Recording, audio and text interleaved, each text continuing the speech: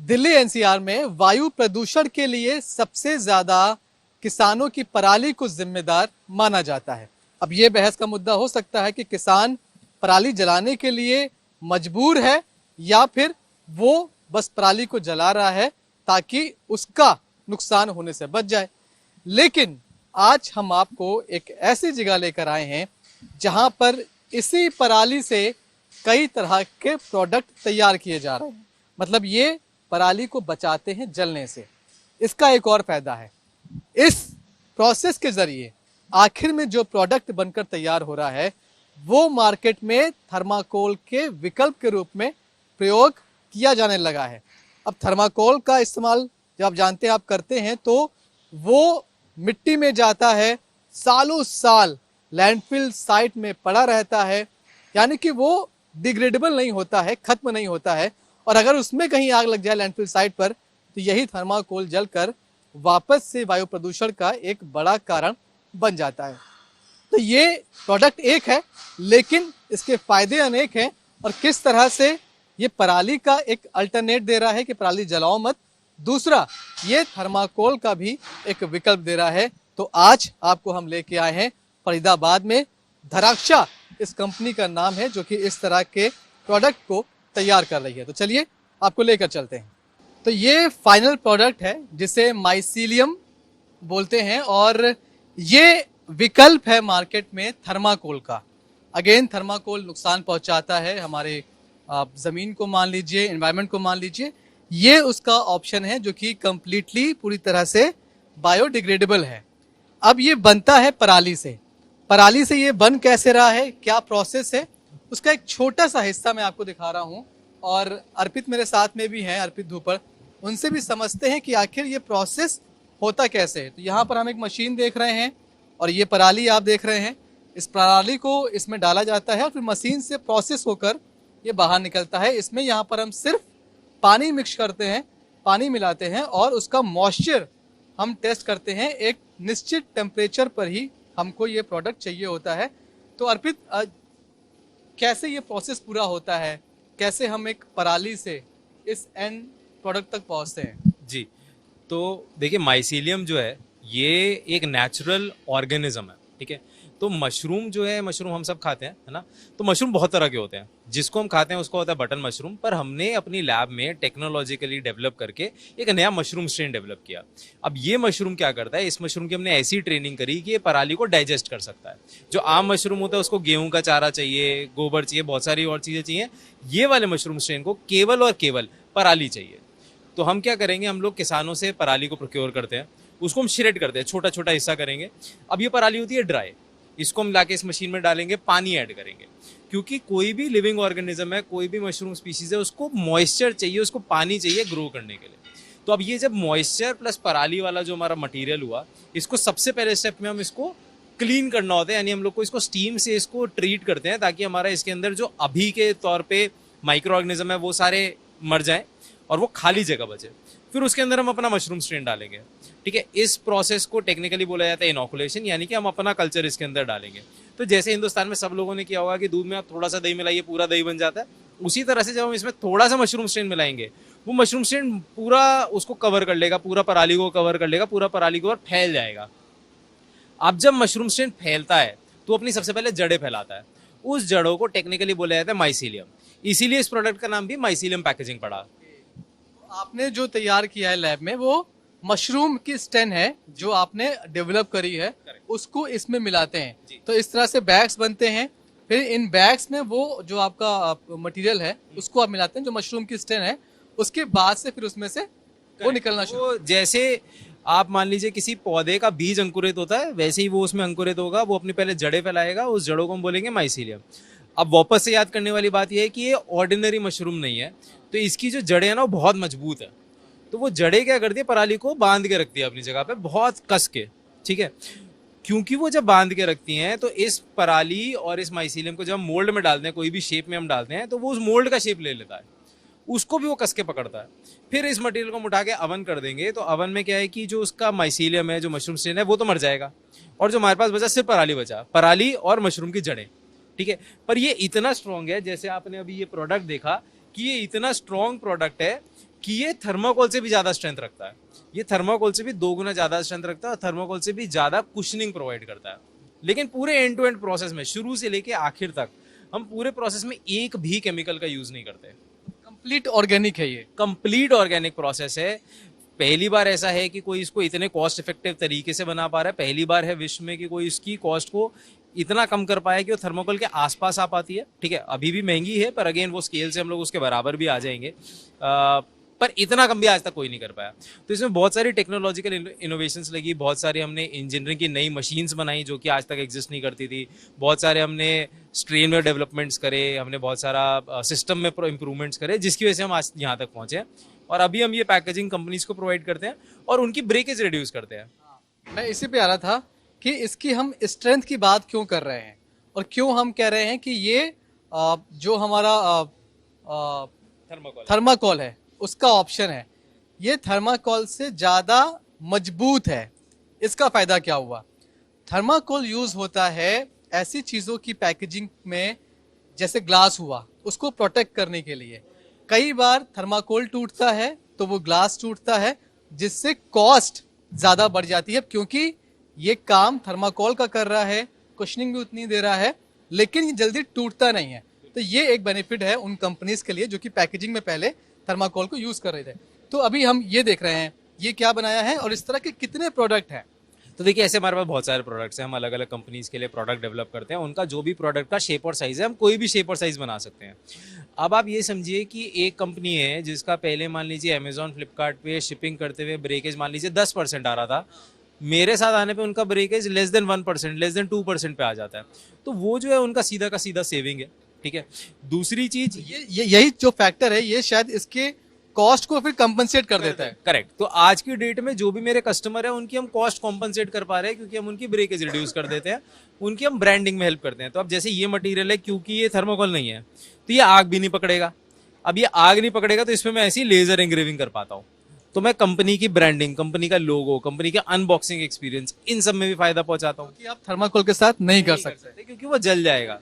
दूसरी चीज, थर्माकोल अब कई बार आपने देखा होगा कि सड़क किनारे लोग जला देते हैं। कैसे कोई ब्रांडिंग कर सकता है इसके पीछे? जी, तो ये हर शेप के पीछे जैसे ये है ना, तो हर शेप के पीछे उसका ब्रांड का हम लोग ने लोगो बना दिया। ये जैसे ये दूसरा प्रोडक्ट हो गया, है ना। तो ये सारी चीजें, ये भी इंक नहीं है, ये भी लेजर है। लेजर को जब आपने इस पे लगाया तो उसने हल्का सा काला कर दिया वहां पे। तो इसमें इंक भी यूज नहीं होता प्रिंटिंग में। तो इंकलेस प्रिंटिंग के तरीके से हम लोग इसमें ब्रांडिंग भी प्रोवाइड कर पाते हैं अल्टीमेट ब्रांड को। ये क्या है? तो ये ग्लास जार के लिए है। तो ये कंपनी है जिसका कि अचार वगैरह जाते हैं, अचार है, मशरूम के कुछ प्रोडक्ट्स हैं उनके, ड्राई मशरूम्स हैं, तो वो सब एक ग्लास जार में उसको पैकेज करके शिप करते हैं। एक फेशियल किट है, ये एक फेशियल किट है, बिल्कुल। तो अब जैसे कॉस्मेटिक इंडस्ट्रीज में उनके आई सीरम हो गए और मल्टीपल अदर प्रोडक्ट्स हो गए, तो वो सबका इसमें खांचा बना हुआ है और यहाँ पे आप अपना प्रोडक्ट रख के किसी भी चीज के लिए जिसकी पैकेजिंग होनी है वो हम यहाँ बना सकते हैं। किसी भी आइटम का, कोई भी शेप, कोई भी साइज, कितना भी डायमेंशन, हम कुछ भी उसमें डेवलप कर सकते हैं, कितने भी नंबर्स में उसको डेवलप कर सकते हैं। हमने एग्जांपल देखा कि अचार का एक जार, उससे लेकर हम जा सकते हैं आपका जो वॉशिंग मशीन में जो पैकेजिंग यूज हो रही है, जो टीवी में हो रही है, वो सब कुछ कवर कर सकते हैं। जैसे मैं आपको बताऊं, अभी हमारे कस्टमर है, उनके 6-6 फुट के मिरर्स भी हैं। वो मिरर्स भी हम पैकेज करते हैं उनके, मतलब आपके और मेरे से लंबा मिरर है उनका। और आप इमेजिन करिए वो कितना फ्रेजाइल होगा। आपका शीशा इतना सा होता है, उसमें हल्का सा जर्क लगता है, वो टूट जाता है, वो इतना बड़ा शीशा है, पर वो भी हम उनको सेफली पैकेज कर पा रहे हैं, सेफली शिप कर पा रहे हैं। अभी जो है अगर हम थोड़े नंबर्स की बात करें, कितनी पराली हम पिक कर पा रहे हैं और कितनी जनरेट हो रही है, मतलब कितना कंट्रीब्यूट आप कर पा रहे हैं एनवायरनमेंट को? देखिए, कंट्रीब्यूशन परसेंटेज देखेंगे तो बहुत कम आएगा, लेकिन मैं ये कहता हूँ कि हमने कहाँ से शुरू करा, हम लोग उसकी बात करते हैं। तो आज की डेट में हम लोग की कई सारी नई मशीन्स कमीशन हो गई यहाँ के, तो अभी हम लोग की जस्ट प्रोडक्शन कैपेसिटी इंक्रीज हुई है, तो हम 100 टन महीना का हम लोग पराली कंज्यूम कर रहे हैं। 100 टन महीना, अच्छा नंबर है वैसे ये भी। जी, 1200 टन के आसपास हम साल का पराली कंज्यूम कर लेते हैं। अब ऑल्टरनेट में अगर आप देखेंगे तो कोई भी आपको गोबर गैस प्लांट इतना नहीं मिलेगा जो इतना पराली कंज्यूम कर पाए आज की डेट में। आप और आगे जाएंगे तो इवन मल्टीपल अदर चीजें ट्राई हो रही हैं, पर इस स्केल पे आज की डेट में ऑल्टरनेट चीजें नहीं है जो कि पराली को कंज्यूम कर पा रही हो सिवाय जलाने के। आज की डेट में जो सबसे ज्यादा पराली का कंजम्पशन है उसके पैलेट बना के उसको जलाया जाता है, पर अल्टीमेटली आप फिर भी जला रहे हो ना, आपने उसको खेत पे नहीं जलाया पर आपने फैक्ट्री में जलाया, तो धुआं आपका खेत से उठ के फैक्ट्री में चला गया, फैक्ट्री की चिमनी से निकलेगा। तो ऐसी चीजें इसमें आप उसको जला ही नहीं रहे हो, 100% आप उसकी बर्निंग को एलिमिनेट कर रहे हो। उसमें हाईएस्ट कंजम्पशन पराली का जो आज की डेट में है वो कंट्री में हमारा ही है। किसानों को कितना फायदा हो रहा है इससे? एक तो वो बच रहे हैं कि मतलब अगर आप वो जला रहे हैं पराली तो वो कानून के दायरे में भी आ रहे हैं, अपराध की एक श्रेणी में आ रहे हैं, ये तो एक वो बच रहे हैं। उसके अलावा फाइनेंशियली उन्हें क्या फायदा हो रहा है? तो देखिए किसानों को ना खाली ये फायदा नहीं होता फाइन का। अब जैसे हम जब किसानों के पास जाते हैं है ना, हम उनसे बात करते हैं, तो आप और मैं जब हम शहर में बैठते हैं हम कहते हैं कि यार किसान जला रहे हैं उनकी गलती है, उनको बहुत अच्छे से पता है इसके कितने नुकसान है। अब जब हमने किसानों से बात करी उन्होंने कहा यार एक बात बताओ, धुआं कोई गाइडेड मिसाइल थोड़ी है जो सीधा दिल्ली में जाएगा। मेरा घर यहाँ से 5 किलोमीटर है, दिल्ली तो 250 किलोमीटर है, पहले कहाँ आएगा, पहले उसके घर जाएगा। सही है, तो उनको बहुत अच्छे से पता है कितना धुआं हो रहा है, उनको बहुत अच्छे से पता है कि जब वो जलाते हैं तो ऊपर की 3-4 इंच की जो मिट्टी है वो ईंट बन जाती है, यानी वो बेक हो जाती है, तो उसके अंदर जितना भी ऑर्गेनिक मैटर है वो जीरो हो जाता है। वो लोग कहते हैं जी इससे मित्र कीड़े मर जाते हैं, जो हम अर्थवर्म्स पढ़ते थे स्कूल में। तो उनको बहुत सारी प्रॉब्लम्स है, उनको ये बात पता है, पर उनका टाइम की कमी होती है कि भाई अगर हमने कंबाइन से अपना हार्वेस्ट करा लिया, अपना चावल कटवा लिया, तो अब जो पराली बच गई उसका हम करें क्या, क्योंकि उसकी कोई भी वैल्यू नहीं है। अब मैं कहता हूँ कि ठीक है हमारी मशीन्स जाएंगी, जो क्या कहते हैं बेलिंग मशीन्स होती हैं, वो आपका 3 घंटे के अंदर खेत साफ करके आ जाएंगी। यानी जब वो किसान जला रहा था तो उसको एक दिन रुकना पड़ता है कि वो पराली ड्राई हो ताकि वो आग पकड़ पाए, सेकेंड डे जलाएगा, थर्ड डे फिर वेट करेगा कि वो ठंडा हो जाए, उसके अंगारे ठंडे हो जाए, फिर वो उस पर आपका क्या कहते हैं ट्रैक्टर चलाएगा। मैं 3 घंटे में क्लियर कर देता हूँ। तो एक्चुअली तो हम आग से भी फास्टर खेत क्लियर कर पाते हैं। आप शुरू वहीं से करते हैं कि आप खेत में जाके उसको काट के खुद लेके आते हैं? तो हमारे थर्ड पार्टी कॉन्ट्रैक्ट पे लोग होते हैं जिनके पास की ये बेलिंग मशीन होती है, वो जाएंगे कलेक्ट करेंगे, उसका बेल बनाएंगे, अपने पास स्टॉक रखेंगे, फिर मेरे को मंथली जितना रिक्वायरमेंट है वो हमारे पास लाते रहते हैं, तो वो हमारे पास कॉन्ट्रैक्ट पे रहता है। ये पूरा प्रोसेस है और ये फाइनली इस तरह से बनकर आ रहा है, काफ़ी मजबूत भी है जाहिर तौर पर। अगर अभी ये छोटे स्केल पर है, ज़रूर आप इसका एक बड़ा स्केल तैयार कर रहे होंगे। अभी महज मेरे ख्याल से 5-6 साल हुए हैं, तो आने वाले और 5-6 साल बाद अगर इस तरह से इनका प्रोडक्शन बनता है तो आप मानिए कि इन्वायरमेंट को बहुत बड़ा फ़ायदा हो सकता है। तो जो हमारा प्रोसेस होता है, प्रोसेस की शुरुआत होती है हमारी एकदम प्योर कल्चर से, जैसे मैं आपको बता रहा था। तो प्योर कल्चर हमारा कुछ ऐसा दिखता है, ठीक है। तो ये जैसे मैं आपको बता रहा था कि हमारा खुद का बनाया हुआ डेवलप किया हुआ स्ट्रेन है, इसका आप देखेंगे ये मशरूम स्ट्रेन है। अब ये इसका रूट पार्ट, अब ये आप देख रहे हो ना, इतना फाइन है, इतना महीन है कि आपको धागा दिख ही नहीं रहा, वो आपको पूरा प्लेट ही कवर किया हुआ दिख रहा है ना। अब इसका हम छोटा सा टुकड़ा लेंगे, उससे हम एक बैग में डालेंगे, उसको पूरा ग्रो करेंगे, फिर उसका हम लोग फ्रूट निकालेंगे। अब जो फ्रूट होता है जो मशरूम का, ये जो इससे डेवलप होगा, उसका हम लोग बीज निकालेंगे। बीज को इंग्लिश में टेक्निकली बोला जाता है स्पोर्स, ठीक है। अब वो स्पोर दिखेगा ऐसा, ठीक है। अब ये एक एक इसका दाना है ना, एक एक सीड के बराबर है, ठीक है। अब ये आप अज्यूम करिए करोड़ों करोड़ों सीड्स है ना, ये फिर हम उसमें प्रोडक्शन में डालेंगे पराली में। फिर जब ये हम लोग स्टीम से इसको ट्रीट कर देंगे तो हमारा माइक्रो ऑर्गेनिज्म खत्म हो जाएगा, और ये एक एक दाना, एक एक स्पोर जो है वापस से जड़ें स्टार्ट करेगा, वापस से जर्मिनेट होगा, वापस से जड़ें स्टार्ट करेगा और पूरे मटेरियल को कवर करेगा। उस जड़ से ही वापस से जो बैग हमने देखे थे वो पूरा रेडी होने के बाद ऐसा हो जाता है। तो इसमें जब हमारा पूरा जो इसका माइसीलियम है वो इसको कवर कर चुका है पराली को, और ये पूरा पूरा हमारा वाइट दिख रहा है ना, तो ये सारा हमारा पूरा माइसीलियम है। और इसी को हम लोग फिर वापस से ब्रेक करके किसी मोल्ड में डाल देंगे तो वो मोल्ड का शेप ले लेगा, वो प्रोडक्ट का शेप ले लेगा, जो भी हमारे को प्रोडक्ट चाहिए। लैब में हम ये बनाते हैं ताकि वो प्रोडक्शन में यूज़ हो सके, और हम लोग क्वालिटी चेक करते रहते हैं सारे स्ट्रेन्स का कि कुछ भी क्वालिटी में ऊपर नीचे तो नहीं हो रही चीज़ें, आउटपुट ताकि हमारा कंसिस्टेंट आए। तो यहाँ पे हम छोटे स्केल पे सारी चीज़ें डेवलप करते हैं जो हमारा प्रोडक्शन को फीड करता है, सप्लाई करता है। तो सारा जो खेल है इसमें वो माइसीलियम का है। माइसीलियम वो चीज़ है जिसको हम पराली में मिलाकर फिर एक ऑल्टरनेट तैयार करते हैं हम थर्माकोल का। माइसीलियम क्या है? माइसीलियम जो है वो ये है जो कि लैब में तैयार हो रहा है, और ये आप वो चीज़ देख रहे हैं, ये एक तरह का वो पाउडर है जिसे पराली में मिक्स किया जाता है। उसके पहले का ये सारा प्रोसेस है कि किस तरह से जो मशरूम की स्टेन है वो तैयार की जाती है।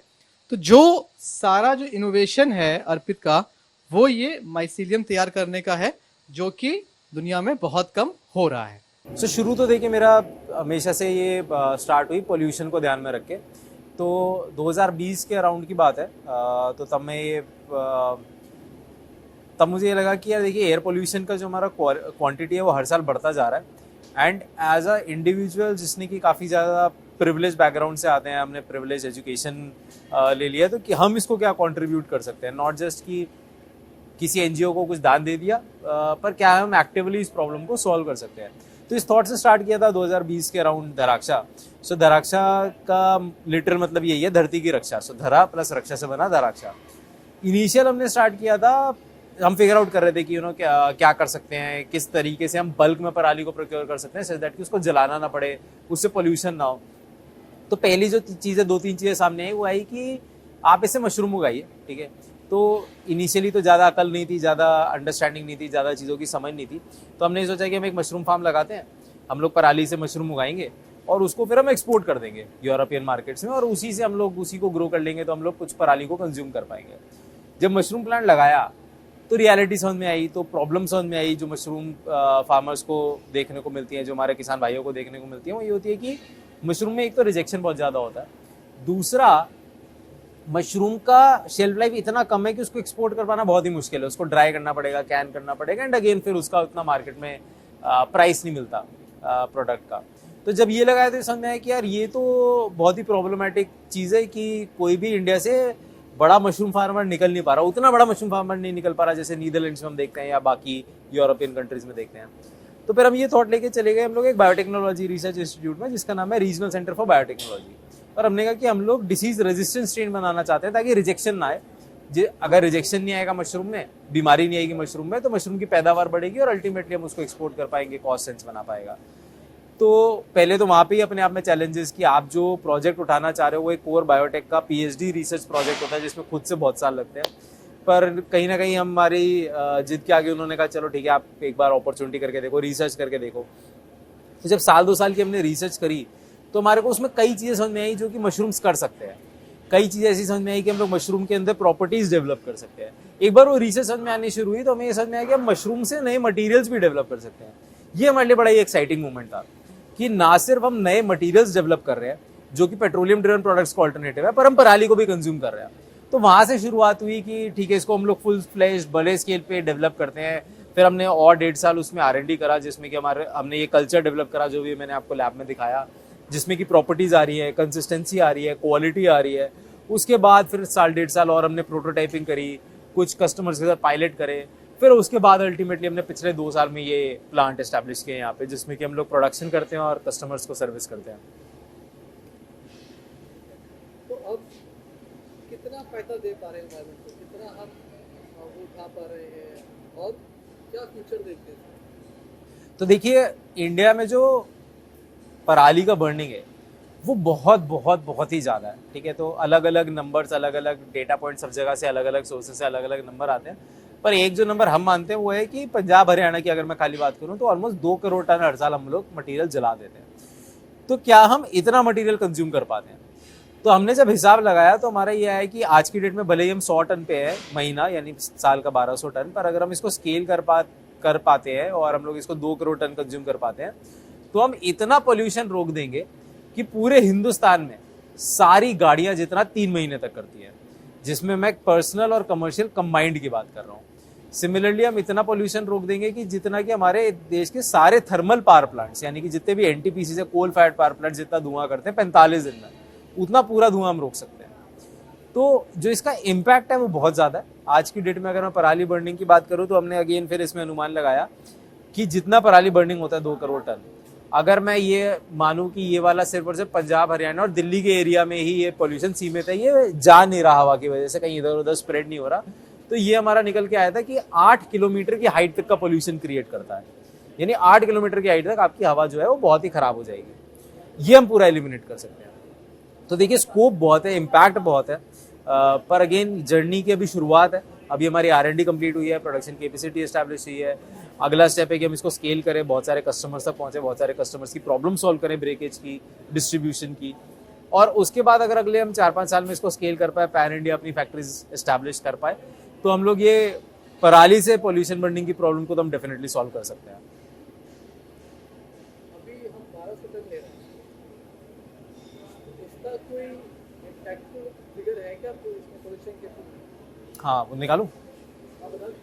एक बार निकालना पड़ेगा, बता रहा हूँ।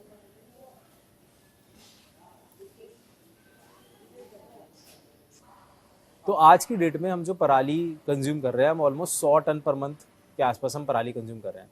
अगर ये 100 टन पर मंथ 100 टन पराली जल जाती तो 31 करोड़ लीटर एयर जो है हमारी पॉल्यूट हो जाती।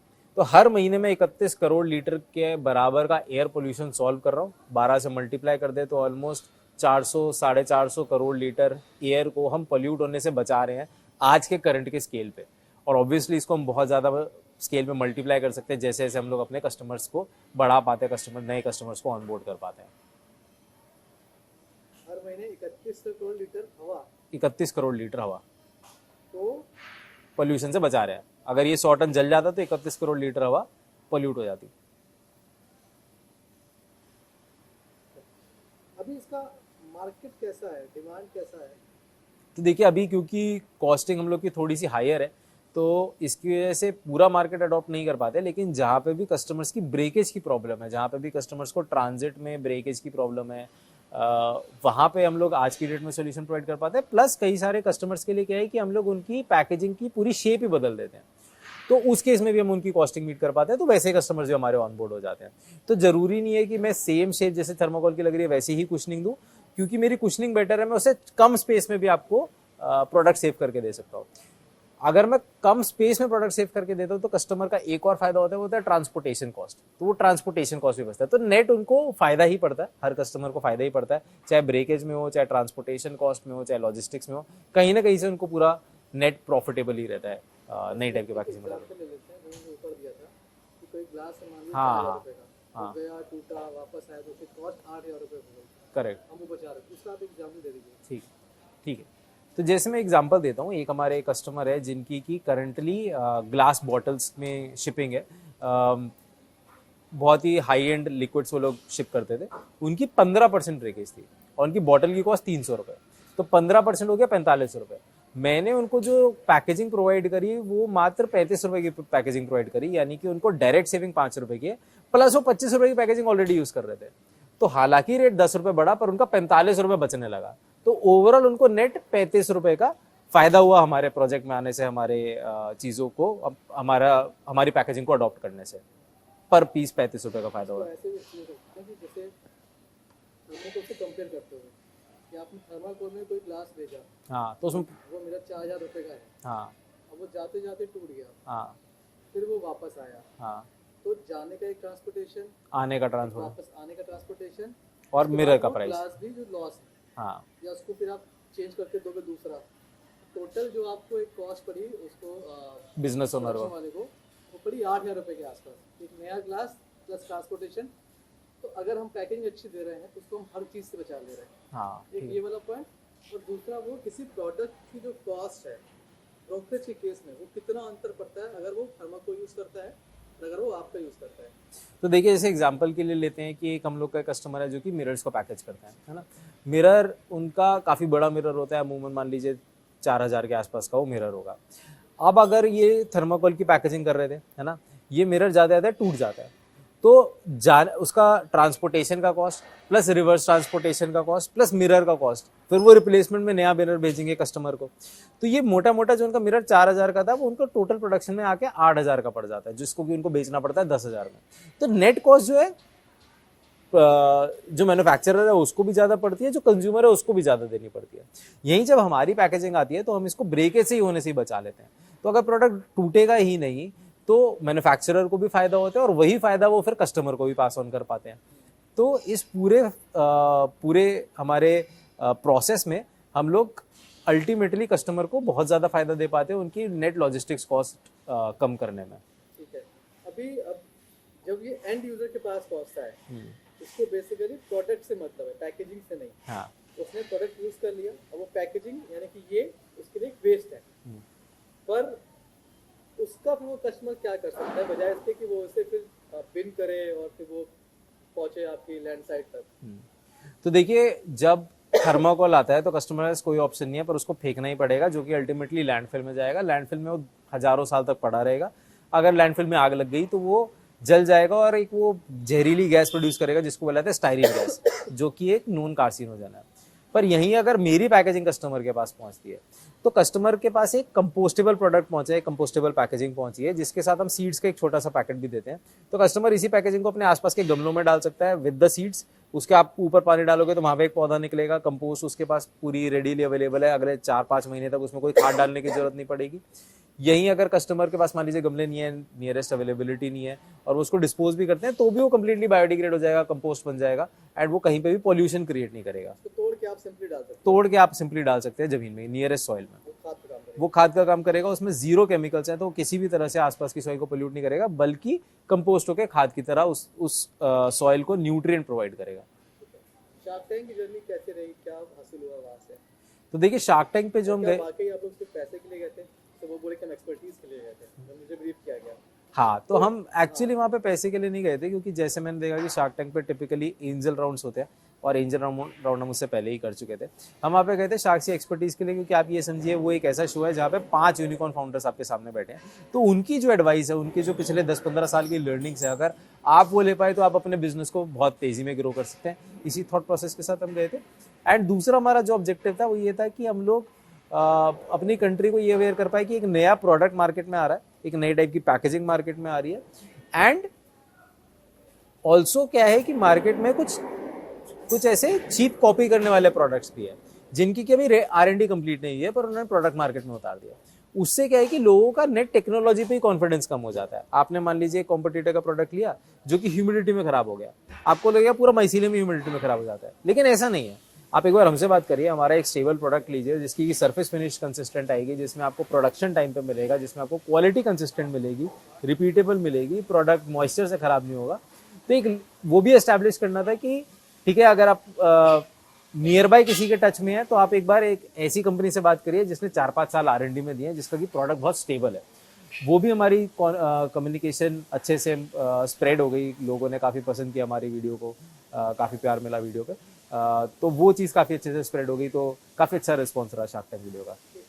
अभी जो है जो आपकी जर्नी रही, आपने भी शायद एक जॉब छोड़ के इसको शुरू किया, तो जब जॉब छोड़ा तो मन में क्या चल रहा था? कोई कंफ्यूजन था या फैमिली में क्या रिएक्शन थे, या क्या उस समय क्या सीन था कि जो एक स्टेबल जॉब छोड़ के आप इस तरह के? मैंने दूसरी कंपनी में मेरी अपनी थी, मेरा सेकंड टाइम फाउंडर ही हुआ। ये सवाल नहीं है? हाँ नहीं, ठीक है। तो अब ये सवाल है, पर आप ये इसको ऐसे पूछ सकते हो कि स्टार्ट करते हुए कोई ऐसी चीज़ जिसमें कि आपको निश्चित तौर पे आउटपुट नहीं दिख रहा तो डर नहीं लगा, या ऐसा करके रिफ्रेश कर सकते हो उसको। करना चाहो तो मतलब डिपेंड्स, छोड़ दे। अब जिस समय ये पूछा था कि स्केल कैसे बढ़ेगा, और आपका भी आपने एक टारगेट रखा होगा 2 साल 3 साल 5 साल का, जो भी क्या रखा है और कितने टाइम के लिए रखा है, मतलब उसका टाइम ड्यूरेशन क्या है? Correct, time limit. तो देखिए ये वाला हम लोग का जो प्लांट है, इसमें मेरा यही टारगेट है कि हम लोग एटलीस्ट इस मार्च अप्रैल तक हम इसकी फुल कैपेसिटी पे, तो इस वाले तो अभी जो हमारा नियरेस्ट टारगेट वो ये है कि ये जो हमने प्लांट एस्टैब्लिश किया है, ऑलमोस्ट 25,000 स्क्वायर फीट में हमने प्लांट एस्टैब्लिश किया है, इसको मार्च अप्रैल तक फुल कैपेसिटी पे पहुंचा पाए, फुल कैपेसिटी पे प्रोडक्शन हो, फुल कैपेसिटी पे यूटिलाइजेशन हो। उसके बाद हमारा ये है कि नेक्स्ट फाइनेंशियल ईयर में हम लोग को ऐसे मल्टीपल प्लांट्स लगाने हैं, जिसमें कि हम इसके कुछ पार्ट्स को फ्रेंचाइजी पे भी देना चाहते हैं। तो हम उसके ट्रायल्स करेंगे मल्टीपल स्टेक होल्डर्स के साथ, मल्टीपल स्टेक होल्डर्स को टेक्नोलॉजी ट्रांसफर करेंगे, उनके साथ प्रोडक्शन करवाएंगे। एंड उससे क्या होगा ना, हम ट्रांसपोर्टेशन कॉस्ट को कम कर पाएंगे। अभी अगर एक मेरा प्लांट है और मेरा कस्टमर बहुत दूर बैठा है तो ट्रांसपोर्टेशन कॉस्ट बहुत बढ़ जाती है, लेकिन अगर ये मैं टेक्नोलॉजी ट्रांसफर करके मल्टीपल प्लांट्स एस्टैब्लिश कर पाऊँ तो मैं वो ट्रांसपोर्टेशन कॉस्ट भी कम कर पाऊंगा, दूसरे लोगों को फायदा ही पहुंचा पाऊंगा और मैं जल्दी स्केल भी कर पाऊंगा। तो हमारा ये ऑब्जेक्टिव है कि अगले 1.5-2 साल में हम लोग 4 से 5 ऐसे स्टेक होल्डर्स आइडेंटिफाई करें, उनके साथ हम टेक्नोलॉजी ट्रांसफर करके फ्रेंचाइजी मॉडल पे प्लांट लगा पाए और उनको भी हम ये कॉन्फिडेंस दे पाए कि जितना भी आप प्रोडक्शन करेंगे वो पूरा बिकेगा। ना सिर्फ बिकेगा, आपको इतना प्रॉफिट भी आएगा कि आप पूरा प्लांट कॉस्ट 2-2.5 साल 3 साल में रिकवर भी कर पाएंगे। तो एक अट्रैक्टिव मॉडल भी रहेगा सबके लिए। कैमरामैन शैलेंद्र के साथ Manish Chaurasia, good news today, Faridabad. अगर ये वीडियो आपको पसंद आया है तो इसे लाइक ज़रूर करें। अगर चैनल अभी तक सब्सक्राइब नहीं किया है तो कर लें और नोटिफिकेशन पाने के लिए बेल आइकन भी दबा दें।